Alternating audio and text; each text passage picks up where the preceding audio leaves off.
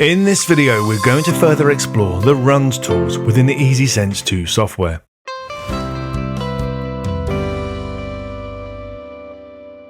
In this version of the EasySense2 software, we're using version 1.0.18.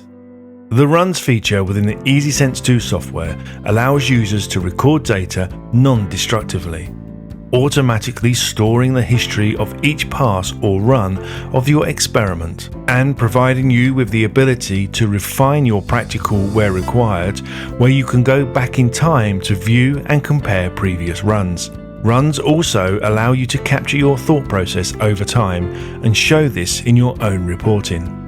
Let's look at this in more detail. Each time you start and stop your practical, the dataset is retained as a run, and each run is identified by a coloured circle. The coloured circle is also the same colour as the line on the graph, so you can easily identify which dataset is related to which run. Each run is stored in the Runs menu, where you can either turn them on, off, or permanently remove them from the pool of runs. When you start a new run, the previously recorded dataset is turned off, so you are presented with a clean graph each time you record your data. However, if you would like to see live comparisons of your data, you can enable the Overlays mode.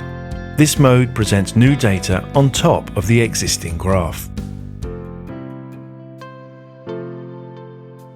The run data is also saved with the file, so you can go back through your datasets at any time.